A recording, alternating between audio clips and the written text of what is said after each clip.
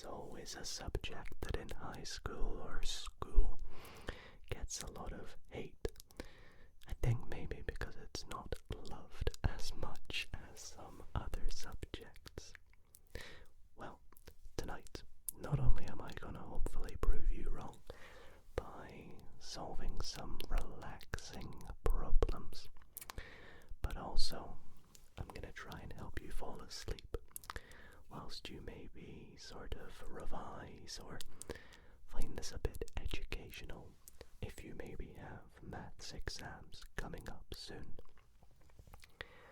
And so I really hope you all do enjoy tonight's video, in which I'm going to be sitting an AQA GCSE maths exam. But we'll get into what that means in a little moment.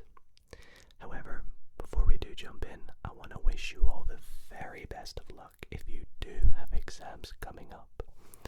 And I also want to say, if math and ASMR is really your thing, why not check out my ASMR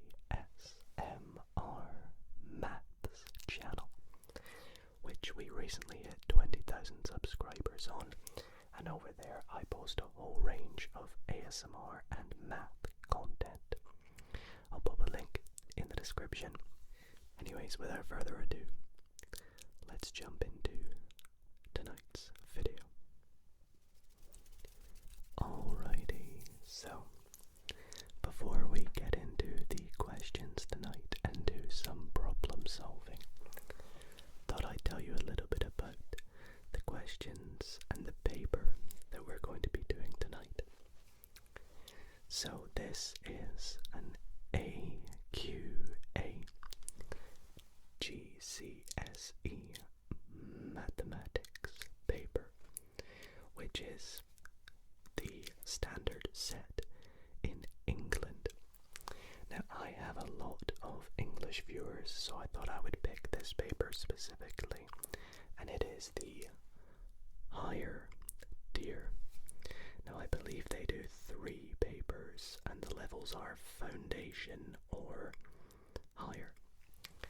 And this is paper 1, which is non-calculator, which means we're not allowed to use a calculator tonight. Now, I will put the source that I used to find this paper in the description, but from what I looked online, this is the most up-to-date one I could find, which was sat on Tuesday, the 1st of November 2022 in the morning. And the time allocated to do this is an hour and a half.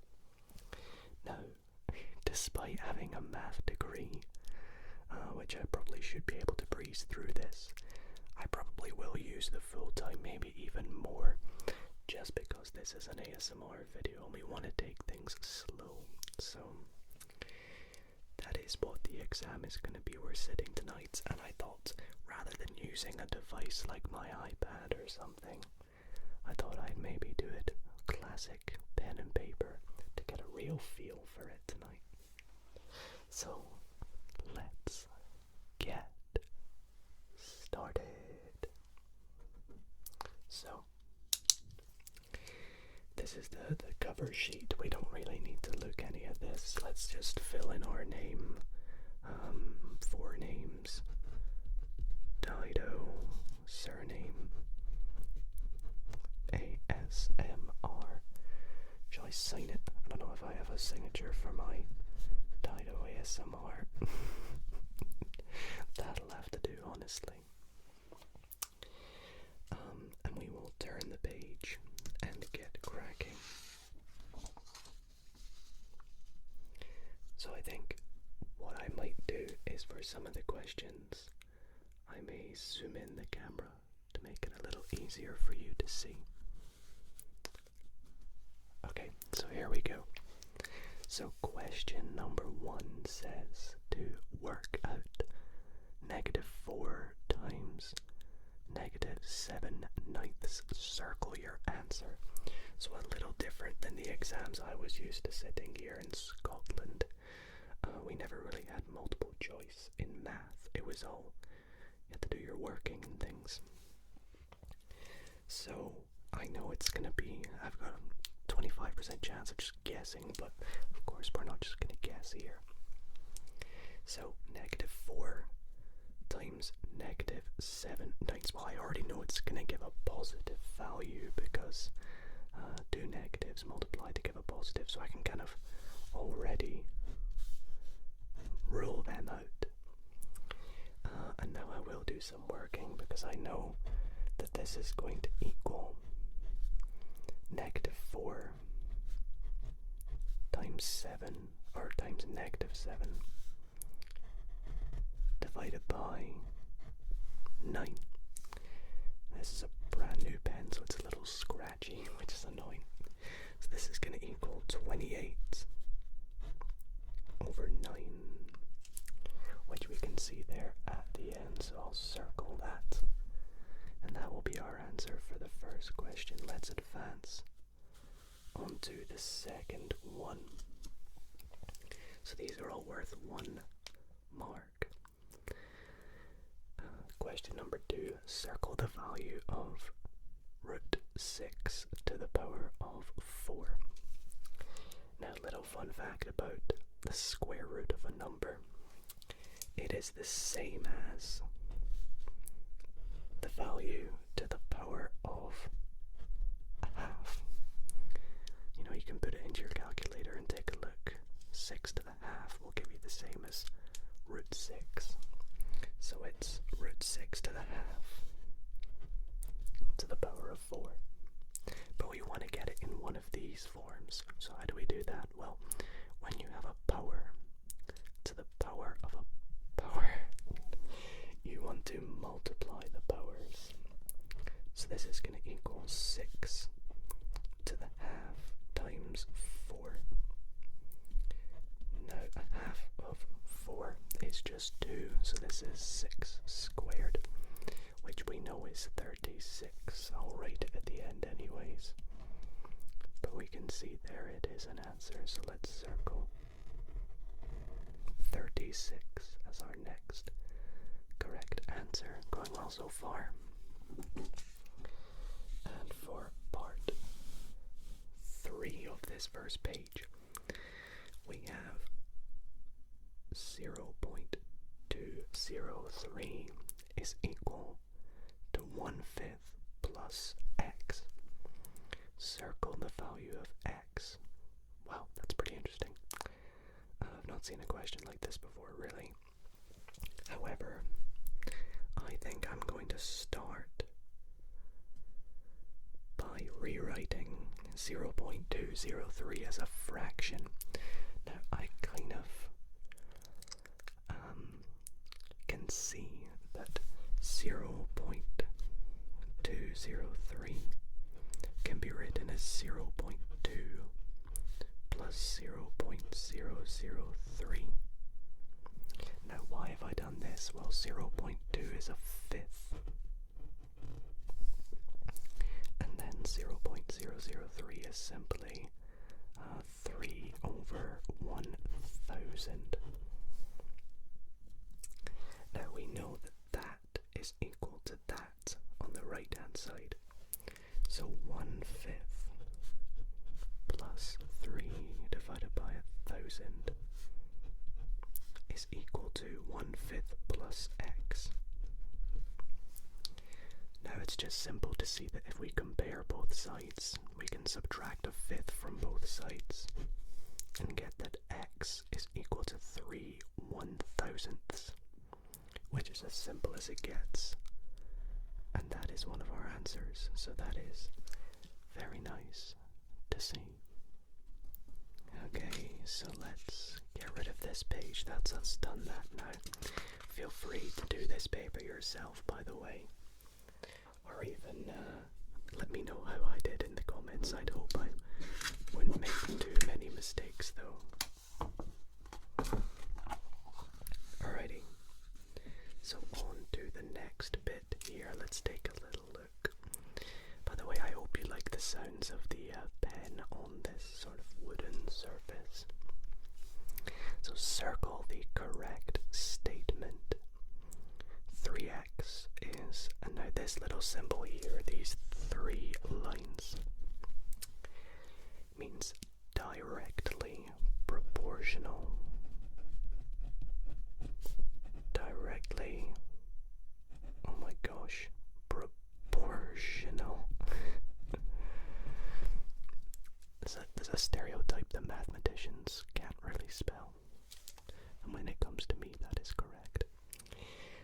basically what that means is that the left-hand side of the equation, rather than just equals the right-hand side, it means it's exactly true that it equals the right-hand side. So we have 3x is equal to x plus 2, 3x is equal to 2, 3x plus x is equal to 2 minus x, and 3x plus x minus 2 equals 0. Okay, so here it's simply going to be the first one for the reasoning that we don't know if 3x is equal to 2. 3x could be like 8 or 9 or whatever, but we do know for certain that 3x will equal x plus 2, because x plus 2 is just 3x. I'm trying to make this as informative as well in case there are people revising, and if so, let me know in the comments where you're from and what kind of exams do you sit in your country. Here in Scotland we call them SQAs, or National 5s, Hires, Advanced Hires. Okay, so question 5. Divide 62 in the ratio 3 to 7. So the way we do this is we take a look at how many parts we have in total. There are 3 plus 7 parts that we wish to divide this between. So 3 plus 7 is going to equal 10 total parts. So what we want to do is divide 62 by 10 to find out what one part would be, which is simply 6.2. Now we can work out what the ratio 3 to 7 is with the value 62 by multiplying it 6.2 by 3 and then 6.2 by 7. But there's a quick way we can do this. We can do 6.2 times 3, which I can see is 18.6. Now 6.2 times 7 is a little harder to work out, but a nice easy way to see it is it's just the remainder of what makes it up to 62. So that's going to be, what, 43.4. But you can see you can do it by this anyway, because 6 times 7 is 42. 2 times 7 is 4, or 0.2 times 7 is 1.4. Add it to 42, you're going to get 43.4. So therefore, it's going to be of the ratio 18.6 to 43.4. Oh, it asks for it down here, 18.6 to 43.4. There we go. Not so bad. Let's turn the page. That was 3 marks as well. And take a look at what we have next. So I think I'll zoom the camera in a little bit.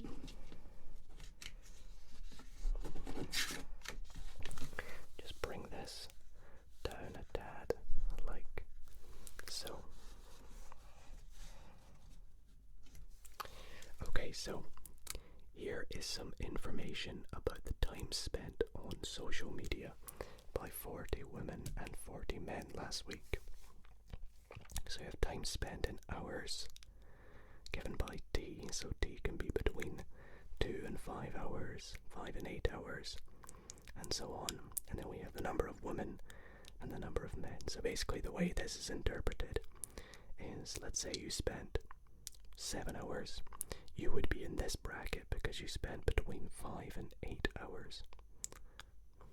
And then you look whether you're a woman or a man, and you can see 11 women spent between 5 and 8 in a week, and 17 men did. So let's take a look at the bit at the bottom which says tick one box for each statement. So the first statement says 3 of the women spent more than 11 hours on social media. So more than 11 hours, so that's going to be in these two boxes because that's greater than 11. It's not greater than or equal to. So we can see there's 2, but then this one is also greater than 11, so that's 1. So that's 3 women that spent more than 11. So that is definitely true. The next one says the range for the men is 15 hours. So the range is the greatest possible value. Subtract the lowest possible value. So the greatest possible value for men is somewhere in this bracket. Now it's 4 men spent between 11 and 14. Now it could be 11. It could be 12. It could be 13 or 14. But the greatest it could be is 14.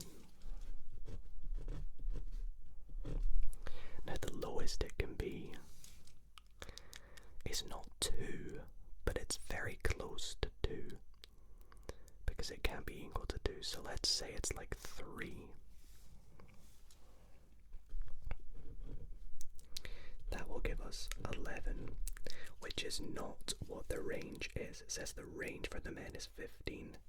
Now for the range to be 15, it would have to be 14 minus 1 because the greatest value it could be is 14. And they've not been on for minus 1 hours. So it's not physically possible for the range to be 15. So that one cannot be true. Finally, it says the women have a higher median than the men. Now the median is the sort of middle number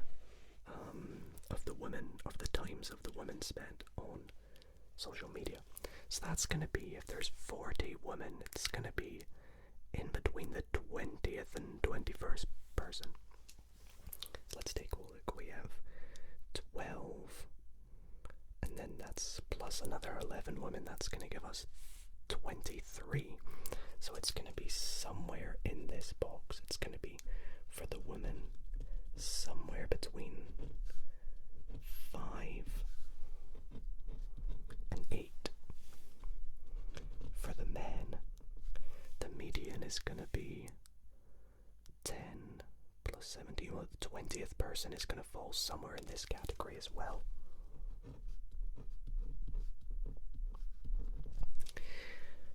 However, it says the women have a higher median than the men. We don't know that for certain, because the 20th person could be like 8, but it could also be like 6, and the 20th person for the men could be 8. So we don't know because of the limited display of the data. So it might be true, but it might not be. So that's all we can say about that question, unfortunately, but luckily that's an option. So very good. Let us move that out of the way.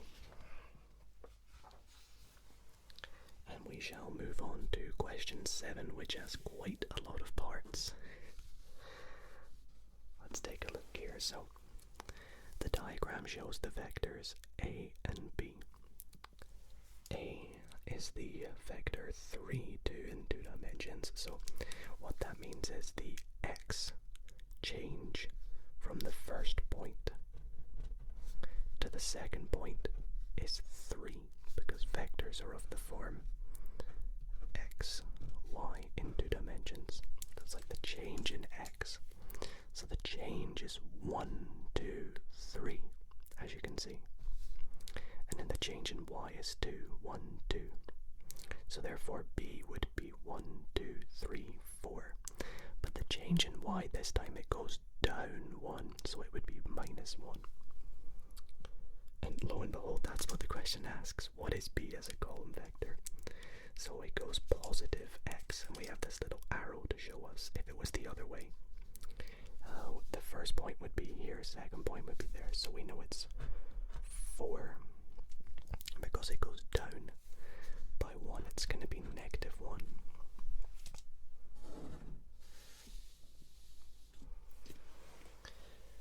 B says work out 4a as a column vector. Okay, so to recall from earlier, I know you guys can't really see it very well, but A is the vector 3, 2. So therefore, for A, now I'm using a sort of underline because it's kind of hard to do a bold A with a pen.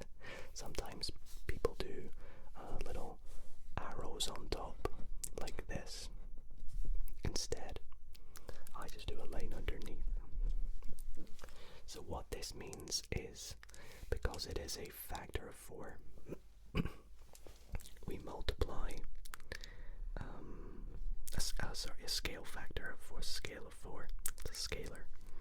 We multiply the top and bottom by 4. So 4 times 3, 4 times 2. And that's the only thing that changes. So 4 times 3, that's just 12. And 4 times 2, that's just 8. Now this isn't a fraction, so we don't simplify it. We don't simplify it to like 3 over 2 or something like that. We simply just leave it as 12, 8.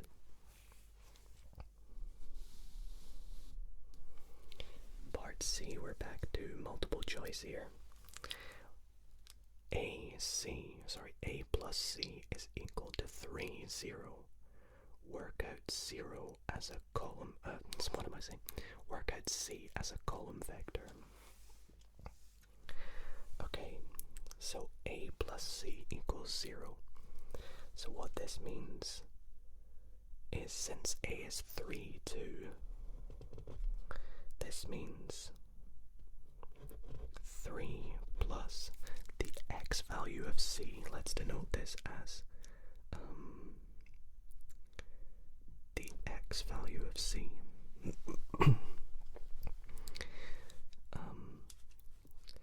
And then on the bottom, it's 2 plus the y value of C is going to equal 3, 0. So all we have to do now is rearrange this to give us xc and yc. So to do that, we subtract 3 from the top, or from both sides. That gives us 0. And then we subtract 2 from the bottom, from both sides, to give us minus 2. So that gives us 0 minus 2, which is indeed an option. So there we go. Pretty nice question there. Let's zoom the camera on out again.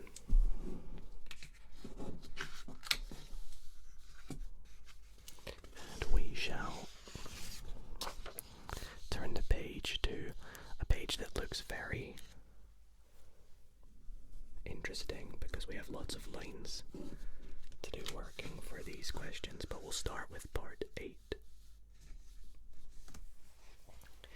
which asks us to work out, and then we have this big fraction here, so 7/10 minus 4/15 divided by 2/3. Give your answer as a fraction. So when we have something like this, we want to muck about with whatever is in the bracket first. I know that we have our bid mass, but it's going to be a little easier for us because we're working with fractions. It's not going to affect if we do this bit first. So let's work out what 7/10 minus 4/15 is. So 7 over 10, subtract 4 over 15. Now to subtract fractions, we need to find a common denominator. Now that means a factor, or a multiple of 10 and 15 that is the same. Now the first one that comes to mind for me is 30. 10 times 3 is 30, 15 times 2 is 13. So we're going to change this to be something over 30 minus something over 30. So to change the bottom one to 30 and the first fraction, we multiply it by 3. So we have to do the same to the top. 7 times 3 is 21. And for the second one, 15 times 2. So 4 times 2 is 8. So this is going to give us, what? 13 over 30. So now our question simply reads 13 over 30 divided by 2/3.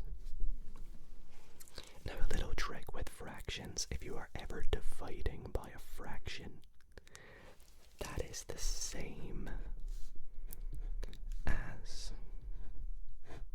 multiplying by the inverse of the fraction, which means to flip the numerator and denominator, like so. So now we can see, well actually I can do a bit of simplification before we multiply this out, because I don't want to have to do 13 times 3, 30 times 2. Excuse me. I think it's easier if I cross multiply and divide these both by 3 to get 10 and 1.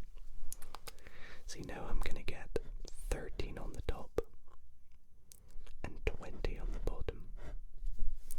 So my fraction is going to be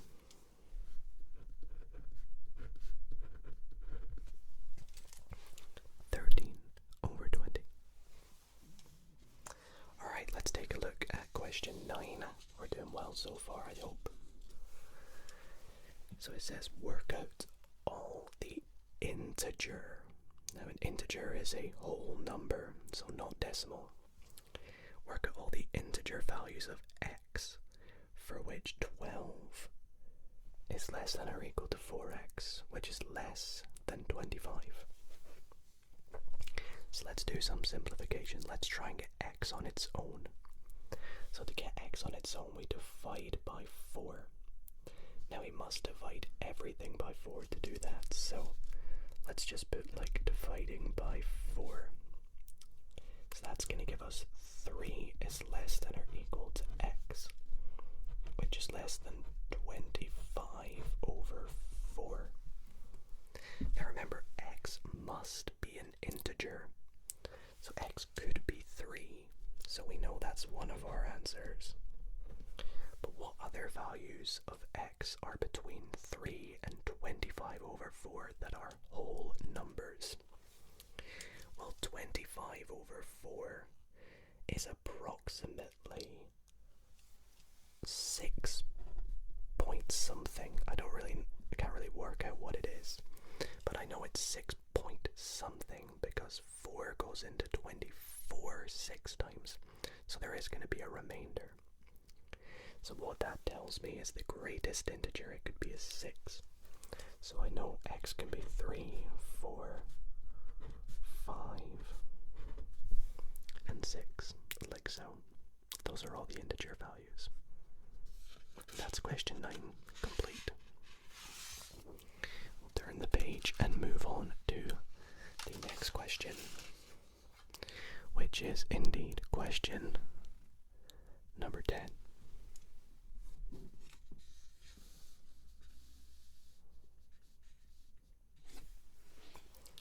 So question 10 says, here is some information about 120 people who visit a shop. 3/4 of the people buy neither a coat nor a dress. 19 people buy a coat. 14 people buy a dress. Complete this Venn diagram to represent the information. Okay, so Venn diagrams are very interesting. Now we know there are a total of 120 people who went. So we know, well, this entire box is everybody who went to the shop that didn't buy a coat or a dress. And that's 3/4 of the people. So we can fill in whatever value this is by working out 3/4 of 120, which is easy to see. 3/4 of 120 is just 90. Now that's equal to this symbol here. I forget the name of it. That's the sample space. I usually use S. But okay, so 90. So remaining to go in these circles is 30 people. However, we know that 19 people bought a coat, 14 people bought address. So we know that is more than 30 people. That is going to give us 33 people. So 19 plus 14 is equal to 33. So since there's more people, that means we have an overlap. And that overlap is this little section in here, which is people who bought both a coat and a dress. Now, since there's 30 people remaining, if we subtract 30, that will tell us the overlap, which is 3. So we know that the overlap is 3. Now that's all that's left to see, is because 19 people bought a coat. This value here isn't 19, it's 19 minus 3. Because remember, 3 of them also bought a dress. So it's just going to be 16. There's no need for me to really show working for this. And similarly, 14 minus 3 is 11.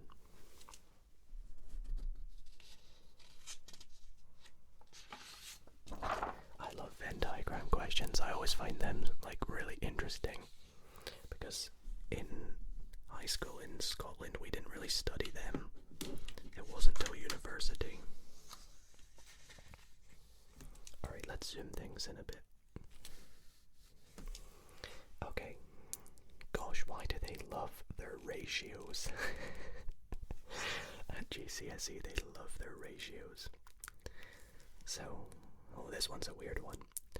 Write 3 to the power of 6 times 3 to the power of 5 to the ratio of 3 to the power of 7 in the form n to the ratio of 1, where n is an integer.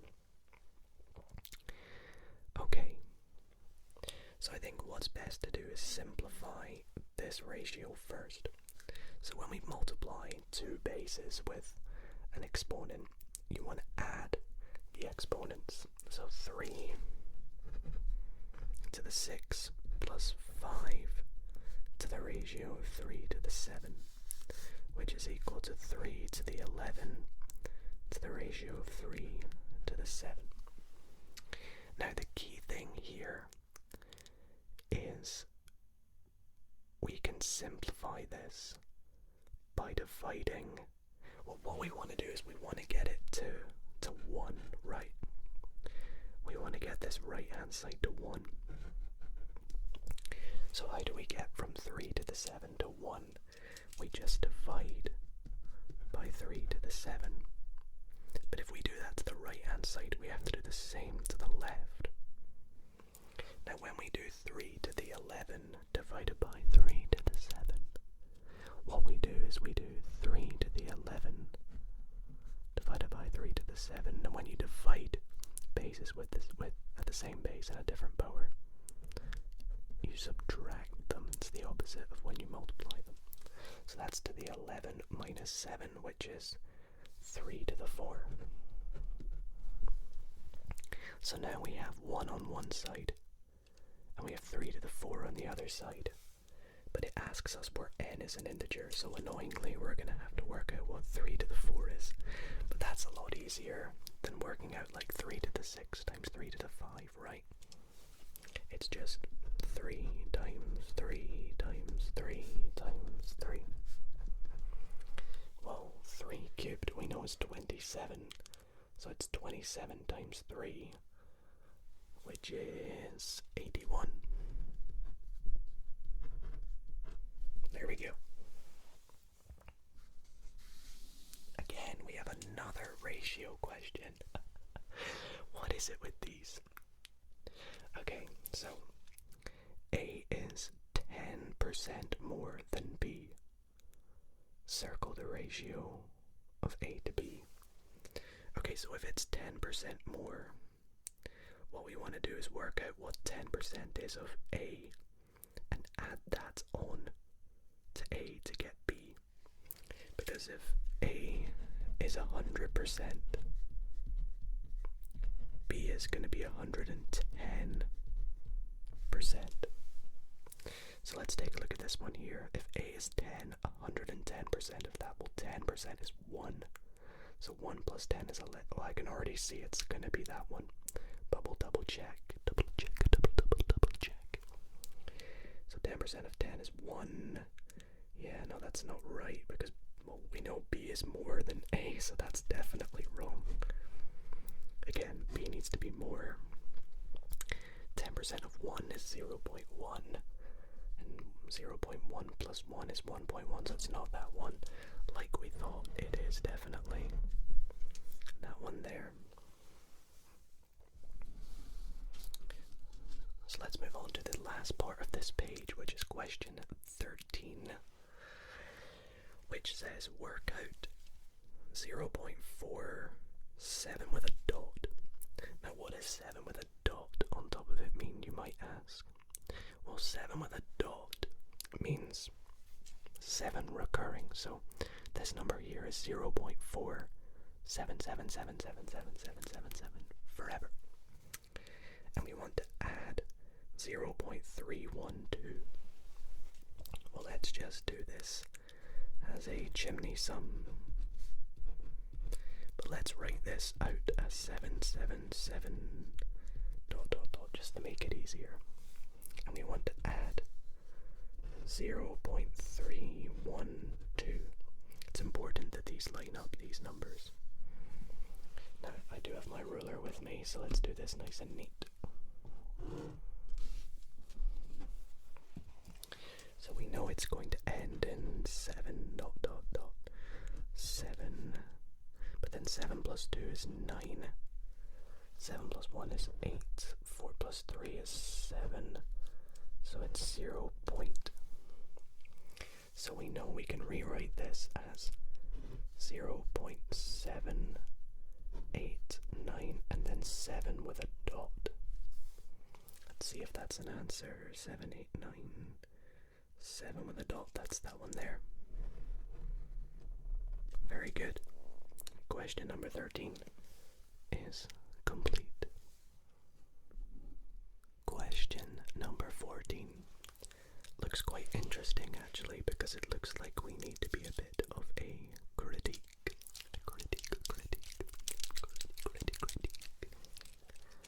So Craig wants to draw a graph from the values, or for the values of x from -3 to 3, where the x coordinate and y coordinate are always in, of course it's a ratio question, always in a ratio 2 to 1. Here is the graph. Okay, so we have it going from 0. Why is it going from 0? Oh, well, that's my first critique, obviously. It goes from 0 to 3, 6. Now, it says make 2 criticisms of Craig's graph. Well, the first criticism I can see is he wants it to go from the x values of -3 to 3, but it goes from the x values of 0 to 3. So my first criticism is the graph starts at 0. I'll say x equals 0, not x equals -3, so it's not the right values. And the second critique, well, that will have something to do with the ratio. So the ratio 2 to 1 for the x and y coordinate means that it's gonna go, that the gradient is gonna go along 2 and up 1, which means that the gradient is gonna be 1 over 2. Let's take a look if it is. Well, we can see it's not, because it goes along 2 up 4, so the gradient is 2 here. And they obviously don't equal each other, so the gradient is not right. So the gradient does not, let's say, does not match the ratio.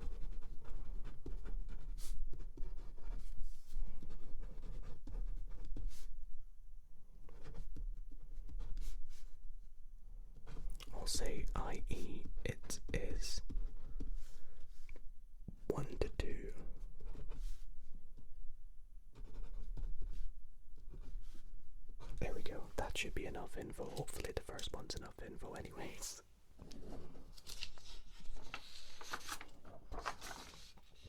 So let's turn over here and move on to question 15, which once again has a lot of lines.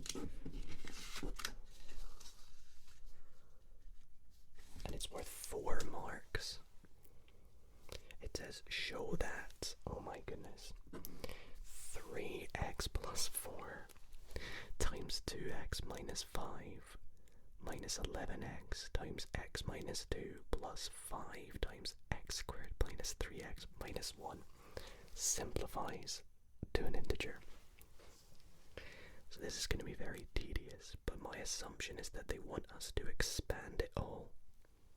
And when we do this, the x cubeds, x squareds, and x's should all, or every coefficient dependent of x basically, should cancel out or simplify to 0. And then we should get a constant value on the end, which will be the integer. So let's do that. Let's expand this. So let's start with the first 2 brackets, multiplying out the brackets. So 3x times 2x is going to be 6x squared.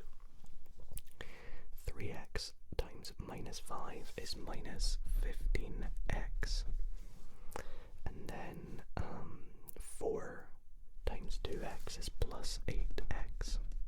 And then the last terms, 4 times 5 is minus 20, or negative 5 is minus 20. Then we have minus 11x times x is minus 11x squared. Minus 11 times minus 2 is plus 22x. Plus. I thought I wrote negative there. Then we're going to have plus this final bit, 5x squared. 5 times minus 3x is minus 15x, and then 5 times minus 1 is minus 5. Okay. So I think the best way to show this would be to group terms. So to group the terms, so there actually wasn't any x cubes. So to group terms, I think what I want to do is take out a factor of x squared, and then every value of x squared, so we have 6. Next one is minus 11, and the last one is plus 5. So then we're going to do plus x, and then we'll look at the x terms. So the first one is minus 15, next one is plus 8, last one is plus 22, and the last one is minus 15. And then the ones independent of x, so that would be x to the 0, but we're just going to leave it as nothing, is going to be minus 20, minus 5. So now, if we get this bracket here and this bracket here to be 0, when we multiply them by x squared and x, that's going to just cancel out. So let's see, 6 minus 11 is minus 5, plus 5 is indeed 0. So this thing here is 0. Minus 15 plus 8 is minus 7 plus 22. Minus 7 plus 22 is positive 15. Minus 15 is 0. So this is... that should extend a little bit. Is 0, and then minus 20 minus 5 is just minus 25. So that equals minus 25, which is an integer. I think that's all I need to do. I don't need to say which is an integer. You maybe could, but it's not really worth it.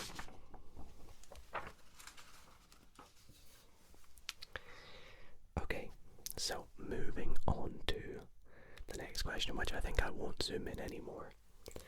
We have question number 16. A graph has the equation y is equal to x squared plus px plus r, where p and r are constants. The graph passes through the points 0, 4, 1, 3, and 8, w. Work out the value of w. Okay, so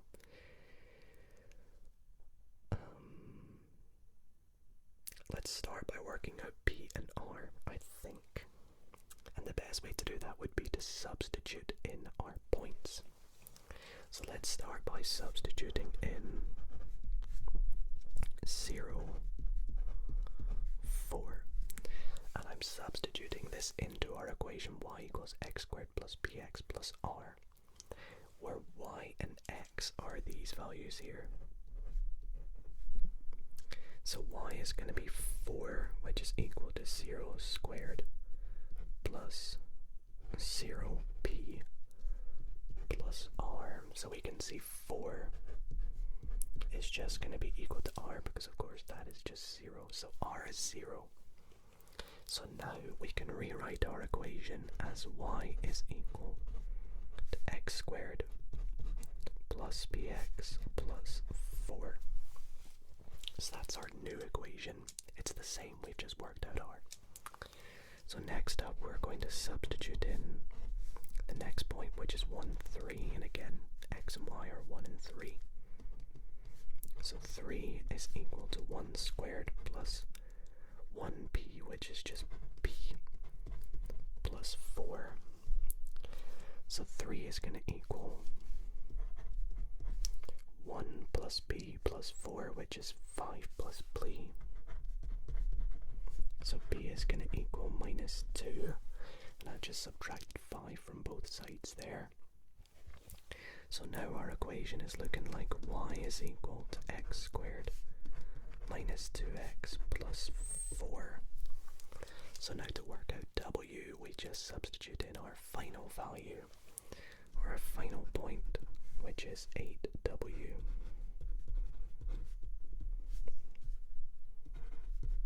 So w is y is equal to 8 squared minus 2 times 8 plus 4. Now we just solve that through to find out what w is. So we get 64 minus 16 plus 4. So w is equal to 52. And that is our final answer there for 16.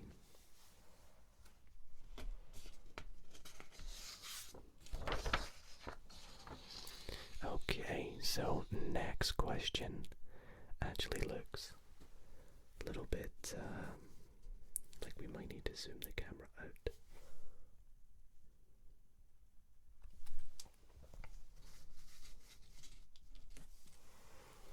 Okay, so the table shows information about the heights of 60 athletes. So these are the heights, kind of similar to what we did earlier. They're split into brackets, so between 150 and 160, including 160 centimeters. There are 4 people in there, and so on and so forth. Complete the cumulative frequency table. So we have the height of people less than 150 plus equal to is 0. Less than or equal to 160 is 4. Less than or equal to 170 is 16. Because it's 12 plus 4. So the next one is going to be 35 plus 12 plus 4, which is 47 plus 4, 51. And then we're going to have, well, you just want to add 7 to that for the next one. 58, and then plus 2 is going to give us 16. So that was nice and easy there. Then it says circle the class interval that contains the lower quartile. So when it comes to statistics, you have the lowest value and the highest value of some data. You have 3 quartiles in between. I know that sounds pretty crazy, but you have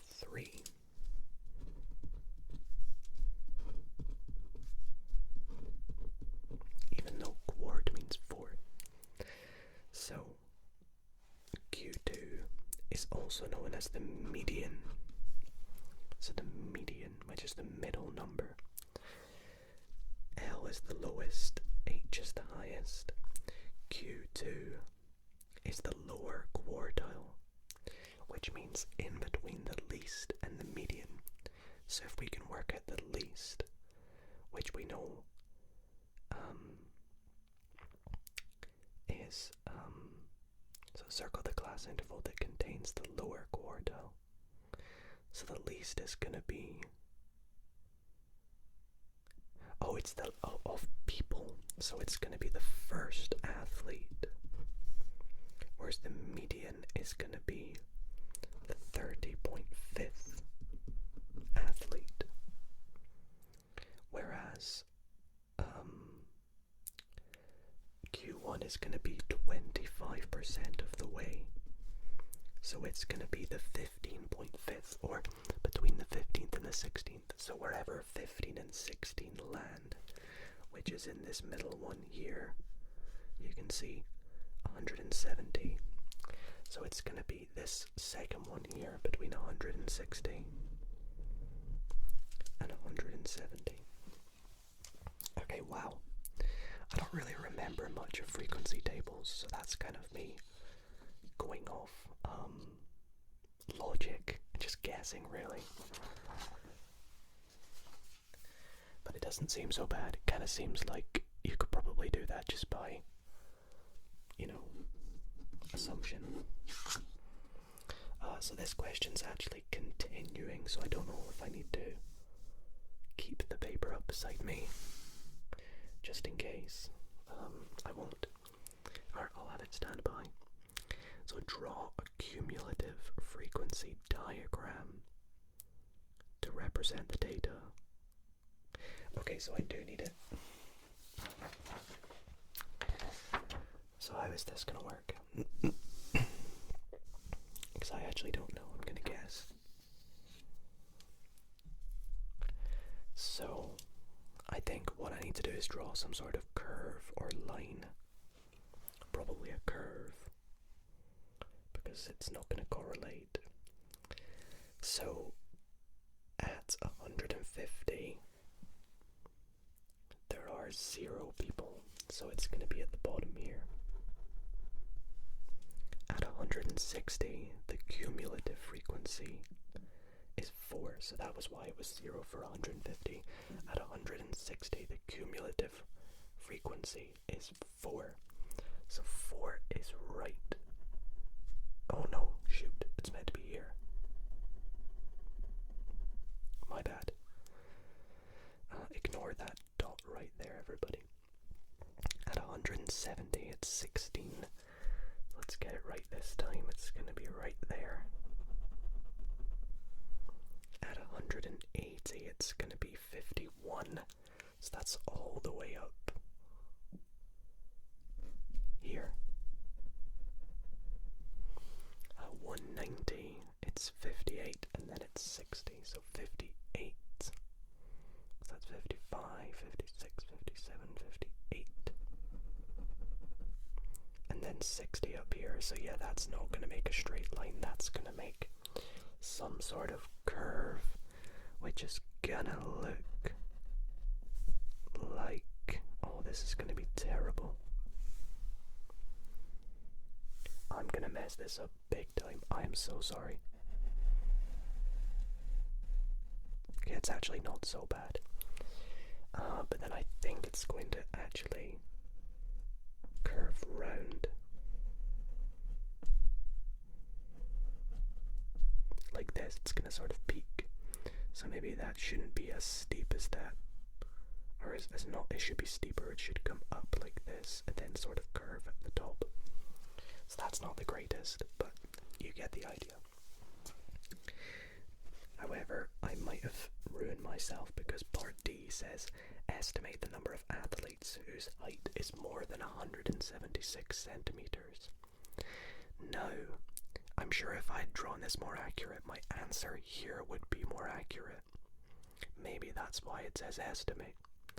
Maybe it means depending on how you drew your curve in 17C. 17D might be a little bit, depending on how you did on that. So let's take a look. 176 is right here. So it's going to be about here, whatever value this is. So let's see, the cumulative. So the amount of people at 176 is 33, but it's the amount of athletes outside is more.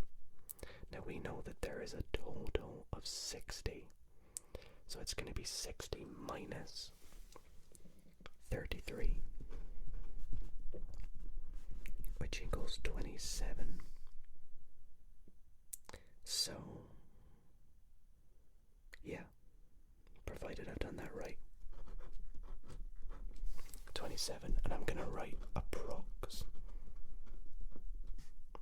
because I'm sure if you had drawn this correctly it could be as low as like 20 or as high as like 35, but I just haven't drawn it really great, so I'm very sorry about that.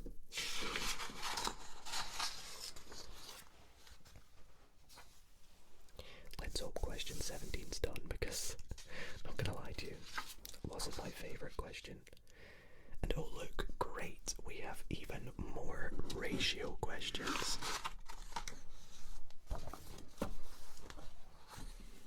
I mean, I'm not annoyed at them, it's just, I feel like there's a bit too much in terms of ratios. Like, surely there's more to when you learn GCSEs than just ratios, right? So what does it say? A road has 3 sections, D, E, and F. The lengths of D, E, and F are in the ratios. D to E is 3 to 5, and E to F is 7 to 4. What fraction of the length of the road is section D? Okay, so what we need to do here is work out basically what DEF would be. So we want to find a ratio that satisfies them all. So let's do that over to the side. So D to E is 3 to 5, but E to F is 7 to 4. So if we can get E to be a different number that is the same in each, then we could work out the ratio of them all together, and therefore work out the fraction of D. So let's convert it to 35. Why 35, you may ask? Well, if I convert it to 35 here, we're timesing it by 7, so this will be 21. And then if I convert it to 35 over here, I'm timesing it by 5, which is the reciprocal. So that's an easy way to convert them right there. So times by 5, we're going to get 20. And now because I have 35 in both, I can combine it to one big ratio, which is 21 for D, to 35 for E, to 20 for F. But we're not done there, because we want to work out the fraction of the length of the road is section D. So what fraction is 21 of the entire road? Well, the entire road is 21 plus 35 plus 20, which is, what, 4176. So D is going to be 2176. Now, I don't know if that's able to simplify, but it doesn't look good to me, so I will leave it like that. And that's that page. I hope you guys are following along so far. If you are struggling with any of these questions or have any problems of your own, why not consider letting me know in the comment section down below, or even join my Discord server, which is also linked in the description. And in my Discord server we have an entire channel in there related to math, so you can maybe pop in some questions, chat about math, Just join in the fun over there. So, question 19a. Work out the value of 5 over 4 to the power of -2. So, I think the easiest way to do this is convert this to a positive power. Now, when you have a negative power, that means it is the same as 1 divided by what's ever in here to the positive value of it. So it'll be 5 over 4 to the positive 2. So now, let's work out what 5 over 4 is to the power of 2. Well, remember, when we do something to a power, we just multiply it. So 5 times 5 is 25. 4 times 4 is 16. So we have 1 divided by, and I'm going to put this in brackets, 25 over 16. And when you do 1 divided by another fraction, quick trick for you all, take the fraction on the bottom, flip it, and that's your answer. So it equals 16 over 25. Why, you may ask? Well, this here is the same as writing 1 over 1, which is 1, divided by 25 over 16. And remember what we said earlier, when you divide by a fraction, you just multiply by the reciprocal. So that's 1 over 1 times 16 over 25. 1 times 16, 1 times 25, 16 over 25. Quick little trick for you all. And that is our final answer there. So part B. Work out the value of 9 1/100ths to the power of 3 divided by 2. Now, remember what I said earlier with if something is to the power of a half, that means it's the square root. Well, when you have to the power of 3 over 2, that means it's the square of this cubed. So 9 divided by 100 to the 2/3, 3 over 2, means the square root of 9 over 100 cubed. Now, we can simplify this because the square root of 9 is 3 and the square root of 100 is 10. So it's that cubed. And now we can see that 3 cubed, we did a lot of work with 3 squared cubed to the power of 4 earlier, it's just 27. 10 cubed, nice and easy, is, no, it's not 100, it's 1,000. So our answer is 27 over 1,000, and I think that's as simple as that gets. Yep. Let's move on to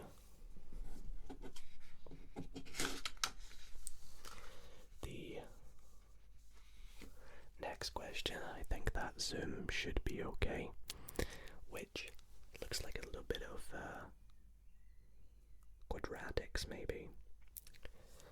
So it says the only solution to x squared plus bx plus c equals 0 is x is equal to -15.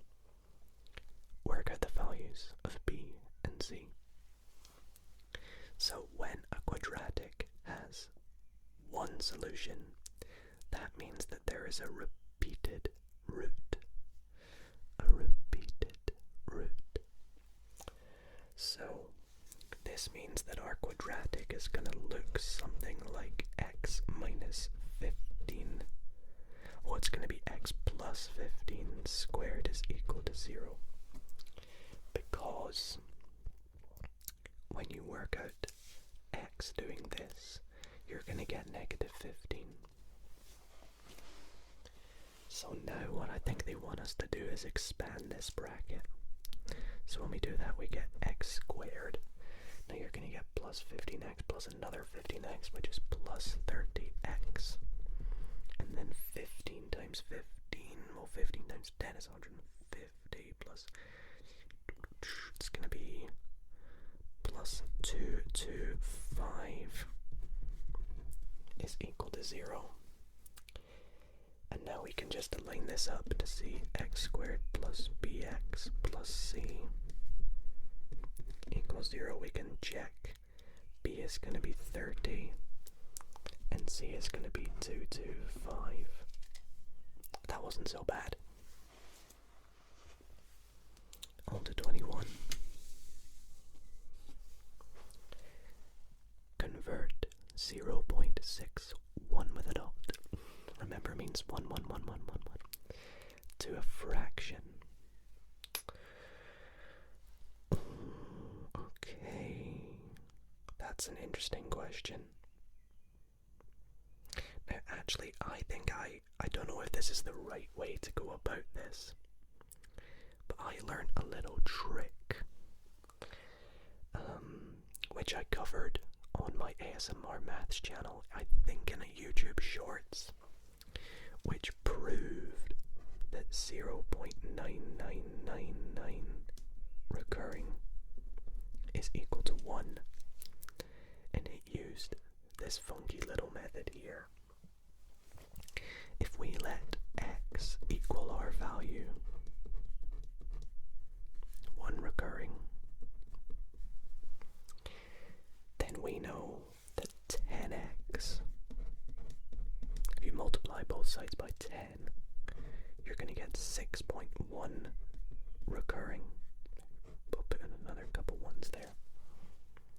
Now we can split this up on both sides by subtracting x. If we subtract x from both sides, we get 9x on the left hand side.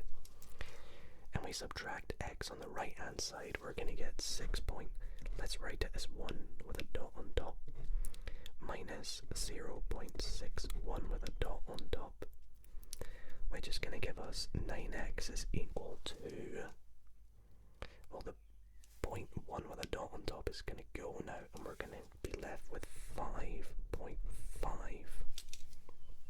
See, now this is a little bit easier to write.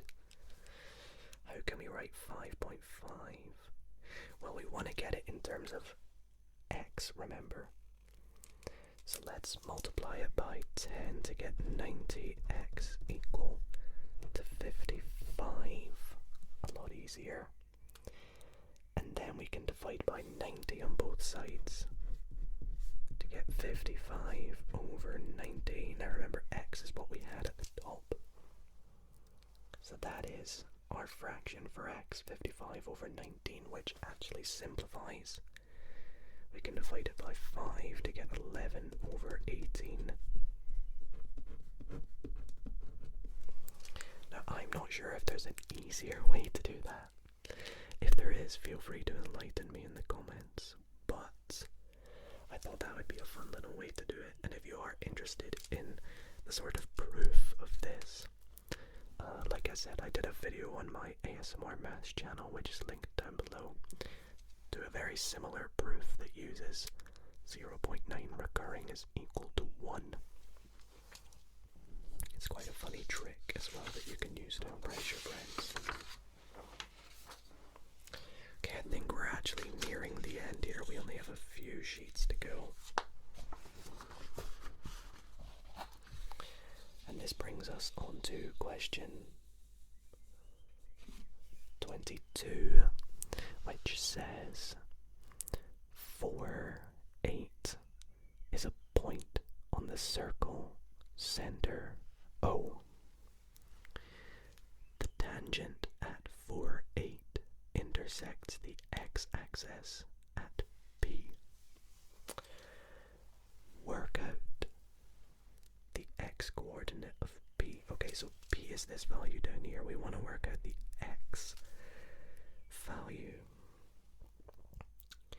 So if we can work out the equation of this line, we should be able to work out the x value of p because the y value is simply 0. So how do we do that? Well, we have a point on the line. So the only other thing we need is the gradient of that line. So how can we work out the gradient? Well, the gradient... okay, I think I know. So if we draw a line from 0 to, I think it's going to be like here.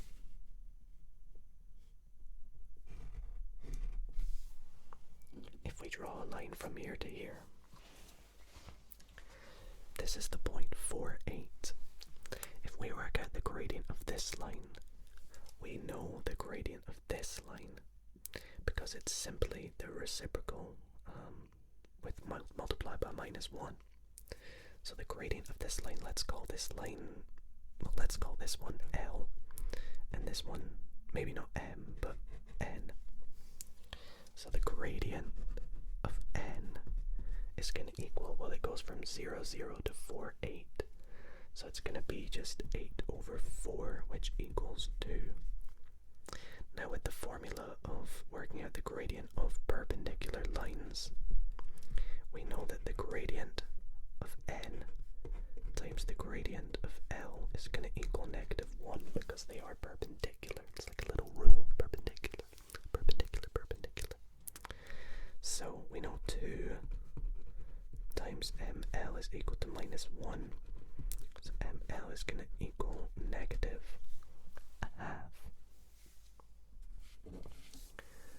So now we have the gradient. We have a point on the line 4, 8. We can use our formula y take b is equal to m, x take a, where 4, 8 is the value a, b, and m is the value a -1/2.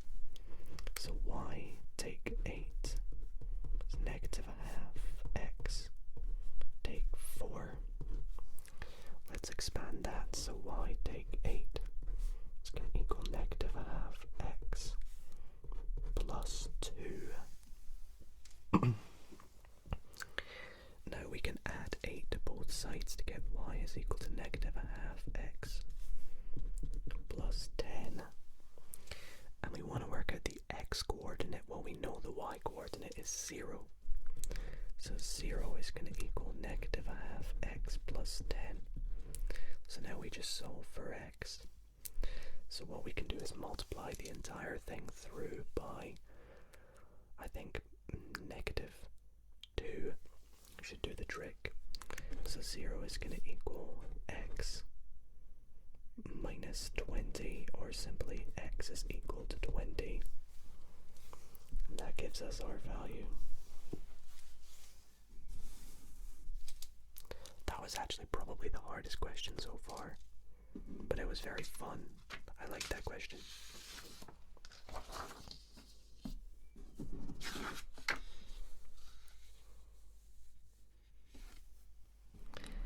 Okay, so moving on to question number 23. Looks like we're doing a bit of trigonometry here, which says 4 times sine 30 times tan 30 times cos 30 is equal to sine y. Work out one possible value of y. Now I think it asks us to find out one because there's going to be multiple values. It could be with, you know, the way the sine graph works. Now, this thing here, well, if we can work out sine 30, tan 30, and cosine 30 as a numerical value, that would be a bit easier. And we can with this little triangle right here. So this is going to be one of our exact value triangles, which I think you learned in GCSE. Correct me if I'm wrong. But this triangle here, if we give the values 1, root 3 and 2 as the sides. It will have values of the angles as 60 and 30 as so. And you can check that for yourself. So therefore we can work out what sine 30 is, tan 30 is, and cosine 30 is. So sine 30, so sine is opposite over hypotenuse, which is half. Tan 30 is opposite over adjacent, which is 1 over root 3. And cosine 30 is adjacent over hypotenuse, which is root 3 over 2. So therefore, 4 times sine 30 times tan 30 times cosine 30 equals sine y is the same as 4 times a half times 1 over root 3 times root 3 over 2, which equals sine y. 4 times a half is 2 times 1 over root 3 times root 3 over 2 is equal to sine y. Gosh, this is a lot of working. Now these root 3's are going to cancel, so we're going to have 2 times a half, which is actually just going to give us 1, is equal to sine y, which implies that sine y is equal to 1. So what we want to do now is work out the value when sine y is equal to 1.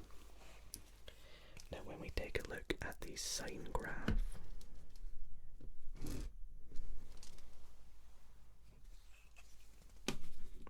which I'm going to do my best to draw here, it's going to go like this. We have y, x, 0. The values are 180, 360, 90, and 270. And then the values up here are 1 and negative 1. So when sine of y is 1, that's going to be up here, which is at 90. So one possible value of it is 90 degrees. But remember, the sine wave continues. So the next value will be 360 plus 90, which is going to be 450. So that could be the next value. So yeah, that's pretty cool.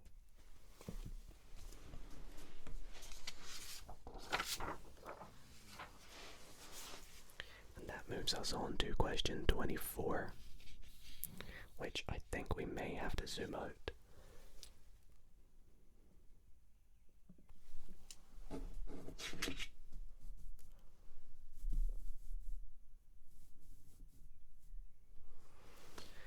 Okay, triangle ABC is drawn on a grid. Oh boy, this is a massive grid, not looking forward to this. ABC is transformed to A prime, B prime, C prime by a reflection in the line x equals 1. A prime, B prime, C prime is transformed to A prime prime, B prime prime, C prime prime by a rotation 90 degrees anti-clockwise about the point 1 minus 4. Oh my gosh. Which one point on ABC is invariant under the combined transformation? You must show the result of each transformation on the grid. Okay, so what this means is after we reflect this triangle and then rotate that reflection, what point on this triangle is going to stay the same. Now, if I had to make a guess, I would probably say it's either A or B. But let's find out. So first, it reflects about the line x equals 1. So that's about this line here.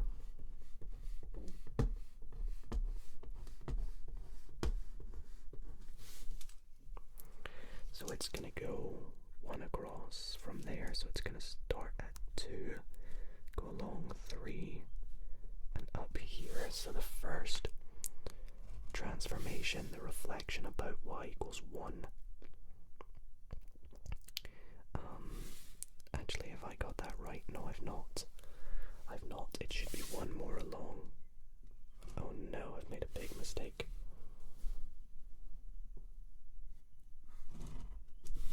I'm very sorry, this doesn't look that neat anymore. But it should be here because this is going to be C prime, this is going to be B prime, this is going to be A prime. Because to go from C to the line, it's 1, 2 boxes, so it's got to go 1, 2 boxes over there. So that's what it should look like. Then it's going to rotate 90 degrees about the point 1 minus 4, so 1 minus 4 is down here. Now the best way to work this out is let's work out C first. Now from C to get to there, it goes 1, 2, 3, 4, 5, 1, 2. So what that means is it's gonna go 1, 2, 3, 4, 5, 1, 2 to get up to here.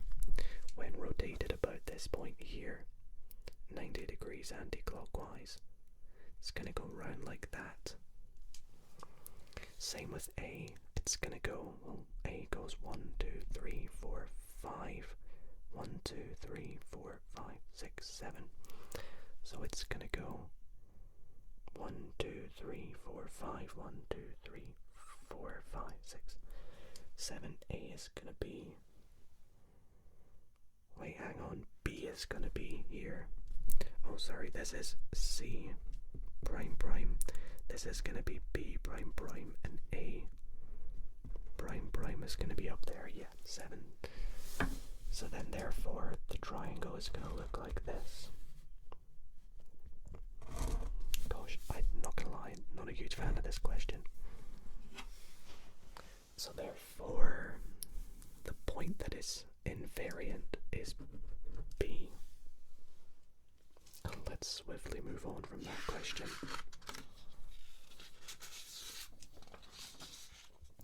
This is more like it. Okay, so question number 25A says, solve x squared minus 5x minus 6 is less than 0. Well, let's start by factorizing it into brackets. So, to factorize this, the factors of 6, we have 1 and 6, 2 and 3, but we want to make negative 5, so we can do negative 6 plus 1. That's going to be less than 0. So therefore, x minus 6 is less than 0, so x is less than 6. Wait, what have I just written there? X minus 6 is less than 0, and x plus 1 is less than 0, so x is less than 6, and x is less than is greater than minus 1. Yeah, because it flips when it's a negative. So therefore, x is between the values of 6 and minus 1. I was going to say because it can't be less than minus 1, but also just less than 6. It has to be between. So x is between minus 1 and 6. Show the solution on a number line. I'm sorry, what? I have never seen a question like that before. Show the solution on a number line. Okay, I kid you not. I actually don't know. I've never seen something like this. Feel free to comment down below letting me know the solution to that question. If I had to guess, I'm gonna guess because I hate to leave an answer unanswered. Since x, this is the x values, is between -1 and 6, it cannot be -1, but it can be 6. So if I had to guess, I'm just gonna draw like, I don't know. Is it gonna be like a horizontal line between 6 and 1? But then the issue is it doesn't equal 1 and 6. So do you draw like a bar?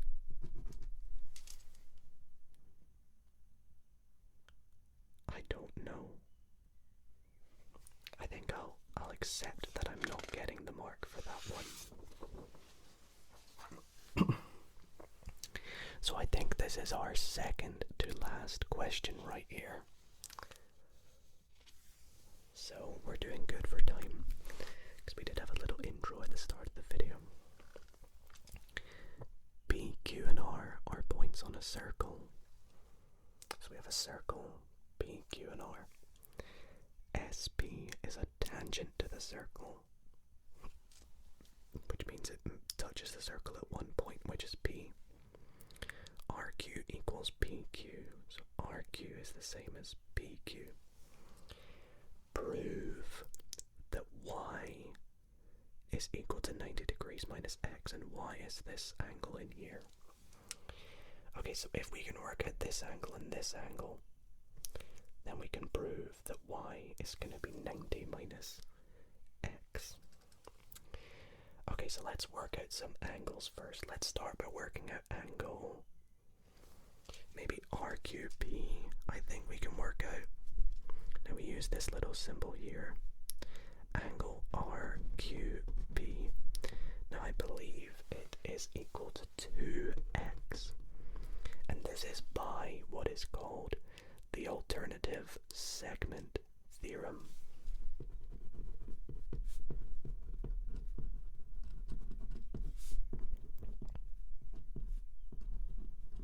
Which basically implies that 2x is going to be the same as what's up there, due to this shape here and this shape here.